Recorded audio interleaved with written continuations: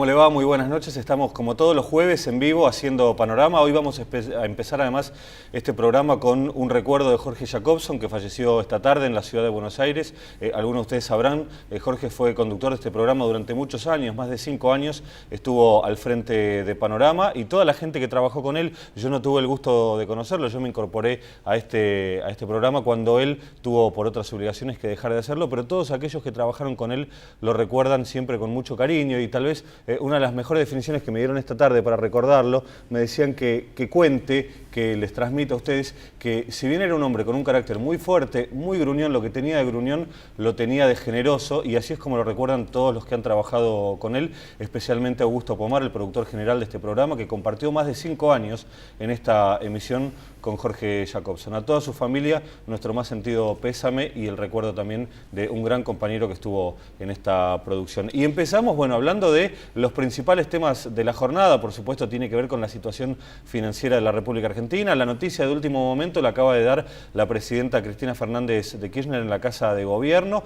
Acaba de anunciar el segundo aumento de la movilidad jubilatoria para el mes de septiembre. Ustedes saben que ya desde fines de 2008, a partir de una disposición de la Corte Suprema de Justicia, el Congreso Nacional sancionó la Ley de Movilidad Jubilatoria que indica que todos los años, en marzo y en septiembre, las jubilaciones nacionales tienen que ajustarse de acuerdo a una fórmula polinómica que se compone básicamente de aumentos salariales y aumentos de la recaudación previsional, de la recaudación impositiva, mejor dicho. A partir de ahí se calcula y este segundo semestre el cálculo de eso dio un aumento del 17,21% a partir de septiembre, con lo cual la jubilación mínima va a pasar a ser de 3.200 pesos con 31, perdón, 3.231 pesos con 63, era de 2.757. La jubilación mínima, recordemos que cobran más de la mitad de los pasivos y la jubilación promedio va a estar en 6.746. El aumento es bueno, aunque lamentablemente recordemos ya hace parte de un piso bajo. Cuando empezó a aplicarse la movilidad, las jubilaciones estaban muy bajas, con lo cual los aumentos de aproximadamente 300% que se acumulan en los últimos años, si bien son buenos aumentos de una jubilación que arrancó muy por debajo y bueno, ustedes sabrán que 3.200 pesos para un jubilado es un monto relativamente bajo, ¿no? Está el acumulado en 30,47, un puntito por debajo del año pasado que había sido 31,78%. Bueno, decíamos que la principal noticia que tiene que ver con nuestra coyuntura es la situación financiera, el no acuerdo que se alcanzó en la justicia de los Estados Unidos, donde Argentina voluntariamente se sometió a esa jurisdicción para discutir cualquier diferencia que haya respecto de su reestructuración de deuda. Se sabe que hay un 7% de tenedores de bonos argentinos que no aceptaron ninguno de los dos canjes. El ministro Kicillof estuvo ayer en la ciudad de Nueva York ofreciéndoles que se incorporen, ofreciéndoles como indica la ley, por supuesto, que se incorporen al canje en las mismas condiciones que el resto. Era de esperar que se rechace y bueno, y ahora hay una negociación abierta. Dicen que no solamente bancos privados y el Banco Ciudad de la República Argentina ofrecieron participar de esa negociación, sino que también importantes bancos internacionales, básicamente comprándole a los bonistas su derecho de deuda sobre la República Argentina para después negociar en otras condiciones, sobre todo a partir del año que viene, cuando venza la cláusula que indica que no pueden ofrecerle mejores condiciones a nuevos integrantes o a nuevos bonistas que se incorporan al canje, mejores que las que ya aceptaron los anteriores. Esto lo vamos a tratar en la segunda parte del programa. Ahora vamos a hablar con Bernardo Hidalgo, que es consultor especializado en recursos humanos, del impacto en la economía real que tiene esta situación financiera de la República Argentina. Bernardo, gracias por estar gracias por la invitación. Con nosotros. Y yo decía, impacto en la economía real, sobre todo en el mercado de empleo, ¿no? ¿Qué puede pasar en el mercado de empleo a partir de este nuevo escenario todavía incierto que se abre, pero bueno, que ya pareciera que el mejor escenario de la última década que hemos tenido va quedando a un costado? Sin duda, sin duda. En realidad yo creo que el mercado laboral está seriamente castigado y que el no acuerdo con los holdouts viene a dar otro manto de problemas sobre lo que está teniendo, pero yo creo que no tenemos que echarle la culpa al no acuerdo con los holdouts de los despidos de las empresas, de la caída en la economía y tantas otras cosas. O sea, si nosotros analizáramos cómo ha caído el empleo en los últimos 18 meses, nos damos cuenta que inclusive que hay ciertas empresas que están expulsando mano de obra, ¿Hay ya un consolidado y un número para decir cuánto No. cayó el empleo en el último año y medio? No, todavía no, y además los índices de crecimiento no son del todo confiables, Ajá. los índices de caída menos. Claro. ¿Por qué? Porque es una mala noticia, las empresas no se avienen a decir todo lo que tienen que decir y entonces el mercado sigue cayendo, como dicen algunos especialistas, por goteo y otros Claro.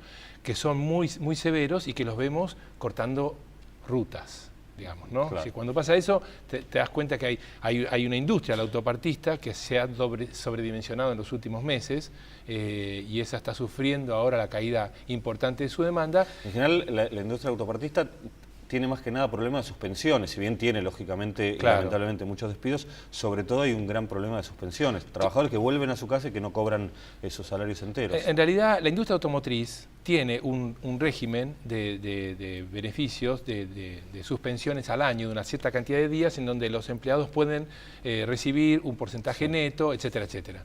Pero la industria autopartista no lo tiene. Ajá. Lo cierto es que es mucho más débil, tienen costos mucho más ajustados que las terminales y entonces hace que se sienta esta situación, ¿no? Entonces hay empresas que deciden cerrar o plantas que deciden cerrar y hay una situación bastante conflictiva. Entonces, esto viene ocurriendo en nuestro país desde hace ya algunos meses y respondiendo a tu pregunta, ¿qué va a pasar si en Argentina no hay acuerdo con los holdouts? A mi modo de ver las cosas se va a acelerar. Ajá. Y si se acuerda con los holdouts, lo que va a hacer va a mejorar, pero para que el mercado laboral se mejore, tiene que haber una mejora significativa en la economía, un crecimiento del PBI. Para este año parece que no va a haber un crecimiento. Y tiene Ya, de que... hecho, el PBI 2013 se corrigió el número para abajo. Totalmente, claro. Y además, lo que dicen los expertos es que para que haya una mejora, un impacto en el mercado laboral, tiene que haber a partir de 3 o 4 puntos de PBI por encima. Entonces, claro. ¿cuál es el problema? Nosotros 2014 no vamos a tener un crecimiento del PBI y esto no creo que sea por el tema de los holdouts. Bernardo, viendo el mercado de trabajo en su conjunto en la República Argentina, ¿es homogéneo ante el impacto de esta situación o hay distintos sectores, hay distintos niveles de análisis? Yo creo, así como Juan Carlos de Pablo en algún momento decía que hay 3 tipos de empresas, que son las grandes, las medianas y los talleres, Ajá. yo creo que hay 3 mercados de empleo, ¿no? Y hay inconsistencias entre ambos, ¿no? Contradicciones. El primero es el mercado de empleo, si se permite el término en blanco, el formal, Sí. ¿sí? Que te das cuenta cuál es, porque es el primero que reclama el impuesto a las ganancias.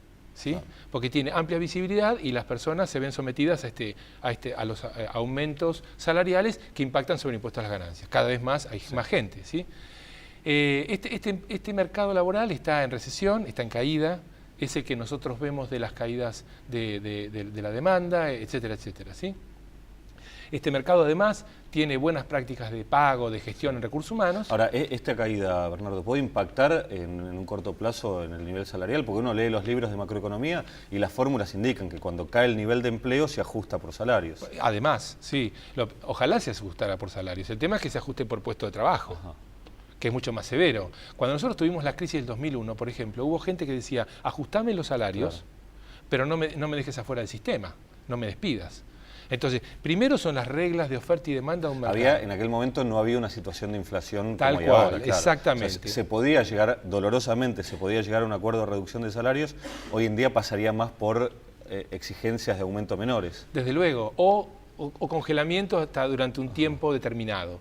Y curiosamente, yo recuerdo haber participado en esa época, no solamente con plantillas de trabajadores, operarios y demás, sino con gerentes que le decían a sus empresas de manera individual, decían, por favor, un 20%, 25%, pero quiero seguir bajo la protección de mi compañía. ¿Sí? Este mercado es el que tiene cierta visibilidad, pero hay otro mercado, que es el mercado marginal, que en Argentina está creciendo fuertemente, en donde es muy grande, y las reglas de oferta y demanda no se establece, la fija una parte y creo que es un tema por delante muy severo. Cuando hay crecimiento en la economía o crecimiento en el mercado laboral, tiende a crecer un mercado y a reducirse el mercado marginal. Sí. Hoy está pasando lo contrario. No se dio eso. Claro. Hay un tercer mercado, como siempre. Y digamos, en general los trabajadores informales son los más vulnerables en el sentido que tienen poca posibilidad de plantarse frente a, digamos, tienen mucha disparidad con respecto a la otra parte. Sí, en el equilibrio de fuerzas pierden. Además no tiene un sindicato que los defienda, claro, que en otro caso sí. Vos podés criticar la forma en que los sindicalistas Y hasta incluso tienen que cuidar más su puesto de trabajo porque no tienen indemnizaciones, digamos, no tienen derechos laborales claro que sí tiene el trabajador. ¿Y sabes formal? otra cosa? Si la bomba pegó al lado, si el que despiden es a mi compañero, sí, probablemente yo tenga que hacer el trabajo de él. Claro. Sin un dinero aparte y agradeciendo de que sigo a bordo del trabajo que tengo. Entonces, en esas condiciones es difícil planear la economía familiar de una persona que no sabe si dentro de 2 o 3 meses va a continuar en esta situación. Más allá de que gane más o menos, ¿sí? que una posición similar en el mercado de trabajo en blanco, digamos, ¿no?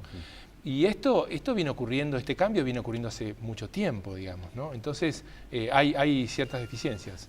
¿Y cuál es el tercer plano, el tercer ámbito? El tercer mercado laboral que yo creo es el mercado laboral de los empleados estatales y de las Fuerzas Armadas y de las Fuerzas de Seguridad. ¿Por qué? Porque son empleados que este mercado sí ha crecido. Hay provincias, en el norte, por ejemplo, que el mercado de trabajo está formado en un 80% por empleados estatales. Pero curiosamente, el sueldo que perciben no es todo lo que les sirve para aportar a los regímenes de jubilaciones y pensiones. Entonces, cuando esa persona, en las Fuerzas Armadas sucede lo mismo, cuando una persona se jubila, se da cuenta que lo que se utilizó como descuentos, como base de descuentos, puede llegar a ser el 25% de lo que cobraba, por recibo, por cierto. Entonces, la jubilación pasa a ser un 20% de lo que percibía en edad activa. Entonces, ahí hay, para mi modo de ver, un mercado diferente. ¿Por qué? Porque el empleado estatal tiene, en cierta medida, la inmunidad del pleno empleo. Y esto le da una característica diferente. Ajá. Y volviendo al tema de fuerzas de seguridad, o sea que es nuevamente un germen de conflictos similares a los que tuvimos el año pasado, sobre todo en fuerzas policiales. Claro, puede pasar. Yo creo porque no se terminó de resolver ese conflicto. Ese conflicto no se va a resolver porque tiene una erogación, no soy economista, pero hay una erogación para el Estado muy fuerte, claro, y es muy difícil que esto se resuelva de la noche a la mañana. Yo creo que mientras los trabajadores de fuerzas de seguridad y armadas perciban, o policías, perciban un ingreso que a fin de mes los satisfaga y no tengan pérdida de poder adquisitivo, no deberíamos tener problemas, pero bien, la inflación, vos lo dijiste, 23, 25, 30% anual o más, es algo que hay que continuar haciendo acuerdos de manera permanente. Bueno, veremos cómo sigue entonces este mercado. Bernardo Hidalgo, presidente de Hidalgo y Asociados, gracias. Gracias por estar con nosotros. Hacemos un breve espacio publicitario, ya seguimos con Panorama.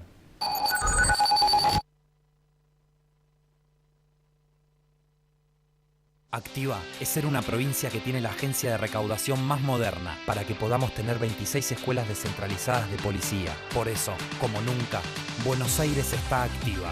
Buenos Aires, activa como nunca. Gobernación Daniel Scioli. En Varela, la seguridad la construimos entre todos. Nueva sala de protección ciudadana con más de 150 cámaras de seguridad instaladas. Guardia comunal que patrullan las 24 horas. Trabajamos con la Policía de Buenos Aires, la Justicia y todos los servicios de emergencia. Municipalidad de Florencio Varela. El lavado de manos sigue siendo la medida preventiva más eficaz para evitar el contagio de enfermedades. Adoptemos este acto simple y sencillo a nuestra vida. Es un consejo de AISA. En Varela, contribuir es ganar. Pagando todas las tasas municipales, participás de un sorteo por un 0 kilómetro e importantes premios. Registrate en www.varela.gov.ar.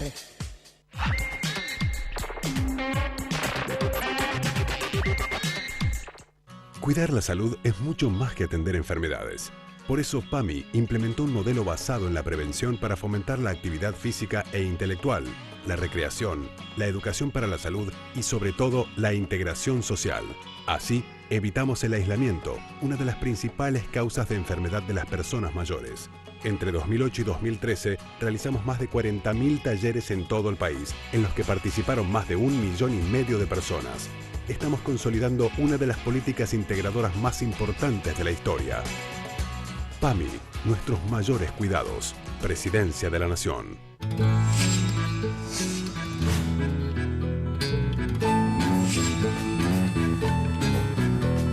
Ingresá a buenosaires.gov.ar /terminal la secundaria y da el primer paso hacia tu futuro. Buenos Aires Ciudad, en todo estás vos.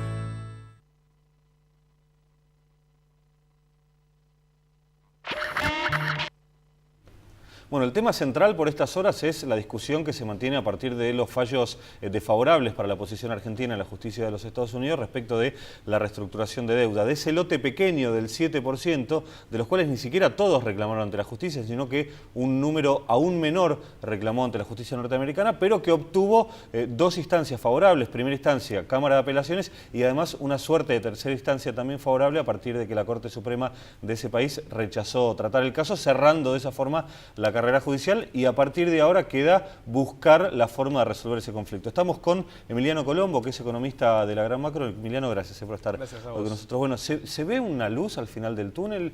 Uno escuchando las conferencias del ministro Kicillof, tanto de ayer en el Consulado de Nueva York como hoy en el Ministerio de Economía, da la sensación de que las autoridades argentinas llegaron hasta este punto y ahora sentarse y ver qué pasa.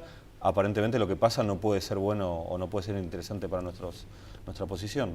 Sí, me parece que hoy por hoy pagar en los términos en el cual exigía los fondos buitres era inviable. Se explicó el porqué, y era básicamente que el país pagando la deuda como querían los fondos buitres, la consecuencia que íbamos a incrementar mucho más la cantidad de deuda, y ahí sí, Argentina hubiese entrado en una situación de un default verdadero porque se hubiesen acelerado mucha cantidad de deuda. Siempre y esto es importante. Siempre y cuando se active la cláusula Rufo, esta cláusula que indica que no se le puede ofrecer mejores derechos a los que entren ahora que los que se entraron antes. Pero hay que ver si se aplicaba, porque está claro que si Argentina, cualquier decisión que tome ahora, no es voluntaria, sino que es obligada, no vamos a decir a punta de pistola, pero sí contra la pared por la justicia de los Estados Unidos. Sí, está claro que la justicia de Estados Unidos puso a la Argentina contra la pared para que pague. El tema es, Ahora, por otra parte, hay que bancársela, digamos. Es lo que Argentina aceptó, someterse a esa jurisdicción, y si la justicia no falló como Argentina quería, bueno, insisto, bancársela. Era una probabilidad, de hecho, digamos, no solo Argentina, sino todos los países del mundo se someten a los juzgados de Estados Unidos cuando tienen que emitir deuda por una cuestión que lo imponen los mercados. Es decir, eso excede la voluntad propia de la Argentina. O sea, el éxito de un canje depende tanto de eso como de ofrecer una cláusula Rufo, por ejemplo. Exactamente. De hecho, esta bendita cláusula no es más ni menos que una promesa, pero escrita en papel, que le hace un país, en este caso el deudor, al acreedor, para decirle: yo te prometo que si vos aceptás estos términos, yo a los que están afuera no le voy a pagar más de lo que te pagues a vos. Es algo muy lógico y que lo que hace es incentivar a la persona a aceptar. Es decir, la verdad que criticar en este caso de por qué está la cláusula Rufo es algo normal que se hace siempre. Hoy lo aclaró Kicillof, que se hace siempre. De todos modos, implica una desventaja para Argentina, ¿no? Sí, está claro. En términos del momento en que falló la justicia, si la justicia de Estados Unidos hubiera fallado un año después, o si la cláusula Rufo en vez de 10 hubiera durado 9 u 8, otra sería la historia. Sí, está claro. Yo creo que la posición argentina es un poco, va en ese camino. Decirle al juez Grisa: si usted nos da 6 meses, yo puedo arreglar este problema con los holdout, porque yo tengo la voluntad de pagar el 100%, es decir, al 93% le estoy pagando, falta este 7% y yo le quiero pagar. Pero no lo puedo hacer ahora. Eso es lo que está diciendo la Argentina. O sí lo puedo hacer ahora, pero lo puedo hacer solamente en las mismas condiciones que ese 93%. Es decir, ofreciéndole lo mismo que al 93%. Pero los fondos buitres rechazaron esa oferta argentina, por lo tanto estamos en suma cero. También era obvio que lo iban a rechazar porque, digamos, no seamos ingenuos, son fondos buitres y van por todo. Si no hubieran comprado esos bonos defaulteados. Está claro que los fondos buitres, la estrategia es comprar deuda muy barata y cobrarla al 100%. Si no al 100%, al 99%. Digamos que en ese sentido, por ejemplo, si ahora estos fondos cobran los seguros contra default, que lógicamente contrataron, cuando Argentina les haga una oferta, ¿la oferta va a ser menor a lo que hoy en día están reclamando, teniendo en cuenta que ya cobraron una plata por esos seguros anti-default? Bueno, ahí hay un tema porque, y creo que el ministro hoy lo dijo, primero es que es muy difícil, va a ser muy difícil aún para aquellos bonistas que hoy se le ven imposibilitados de recibir el dinero que hace un tiempo Argentina transfirió, que es los bonos discount, probar que Argentina está en default. ¿Por qué? Porque no hay en ningún momento, en ningún lugar del prospecto donde dice que Argentina en este caso puntual está en default. Entonces hay un problema litigio en el cual, primero, estos seguros hay que ver si se disparan primero. Así como hay que someterse a la jurisdicción de Estados Unidos, ¿no hay un organismo también internacional que define si hay una situación de default o no?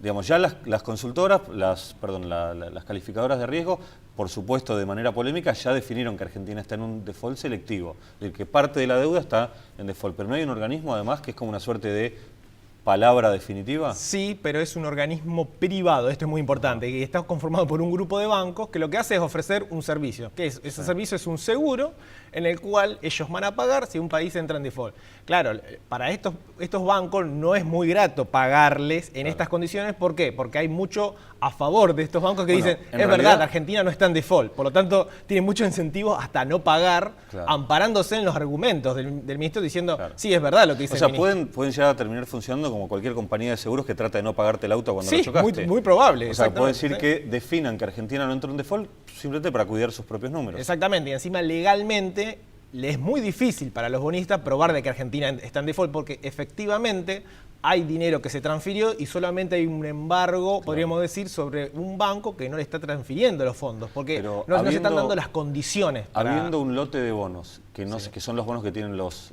buitres, y no se pagan, no es es una cuestión semántica, no menor porque hay un seguro detrás. Pero exactamente, pero es lo que usted lo decís bien, no es menor que exista esta situación, porque hay un pago. Mientras cuando hay un default es cuando no hay un pago. Es decir, un país dice que yo no te voy a transferir los fondos o porque no quiero o porque no puedo, porque no tengo dinero. ¿Qué es lo que pasó en la Argentina en el 2002? Argentina dijo, voy al default porque no tengo con qué pagar. Y Argentina directamente no transfirió ningún tipo de fondo. Acá sí hay una transferencia de fondo. Entonces, yo creo que se está entrando en un litigio, en un terreno judicial donde se puede litigar. Yo creo que hay una vía de esa.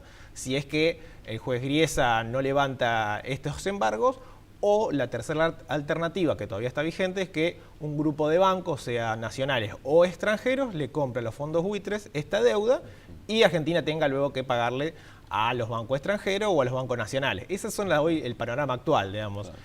Todavía no se ha disparado ninguna... ¿no? Todos, por supuesto, son trascendidos. Cuando son negociaciones con tanta plata de por medio, nunca se termina de tener la información completa, pero hasta ahora lo que había trascendido es que los bancos argentinos lo que iban a ofrecer es una garantía a los bonistas para estirar un poco el plazo, y que en el caso de la intervención de bancos extranjeros, sobre todo un banco muy poderoso como JP Morgan, que directamente compraría la deuda para después sentarse a negociar con Argentina. En este caso hay un inconveniente con esta garantía, porque la garantía que están ofreciendo estos bancos, según tengo entendido, son las garantías que todos los depósitos de los argentinos, cada vez que nosotros hacemos un depósito hay un porcentaje que va a un fondo, y este fondo sería la garantía que exigían los bancos para comprar la deuda.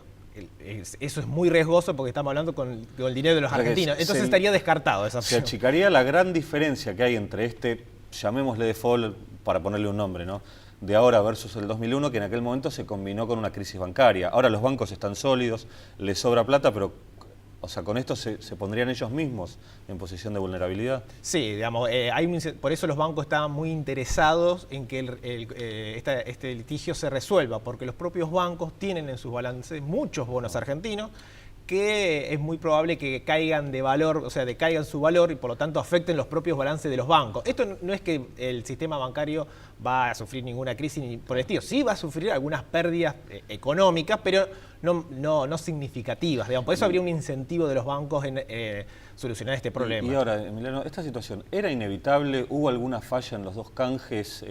¿No se abrió el paraguas lo suficiente como para decir, ojo que de acá a 10 años puede llegar a pasar esto? Y la verdad que cuando un país entra... Porque cuando Argentina defaulteó y propuso al canje casi 100.000 millones de dólares, era dable que haya un lote de un 5, 7, 10% que haga esto, que aproveche la oportunidad de ver un país de rodillas, que compre regalado los bonos y que tiempo después diga, bueno, ahora que creciste, págame todo.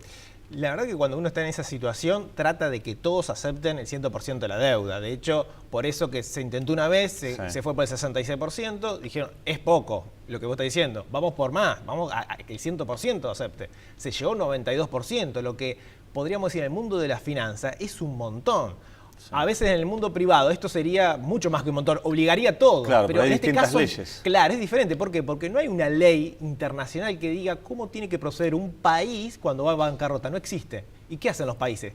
tratan de sentarse cara a cara y tratar de llegar a un arreglo. Es decir, no hay una ley que diga cuándo un país culminó un proceso de reestructuración y cuándo no. Entonces es mucho más complejo que en el ámbito privado, donde es mucho más fácil cuando una empresa va a la quiebra, cómo va a ser para pagar sus acreedores. Es mucho más fácil, acá no, es mucho más difícil y teniendo en cuenta que en el sistema financiero existen estos grupos que están al acecho, digamos. ¿Y cómo pone esta situación a la situación financiera del país? Teniendo en cuenta que el superávit fiscal de los últimos, mejor dicho, superávit financiero, está prácticamente, recordemos que hay que hacer frente a obligaciones también importantes como el arreglo con el Club de París, el arreglo con YPF, digamos, la balanza comercial ya no aporta tanto como antes a partir de la situación energética y la situación de balanza comercial tampoco es tan positiva como lo fue años anteriores. Digamos, ¿queda vulnerable Argentina en este resto de la década, por ejemplo? Mira, una de las grandes consecuencias del default y por eso este default no tiene consecuencias económicas para los vidas de los argentinos,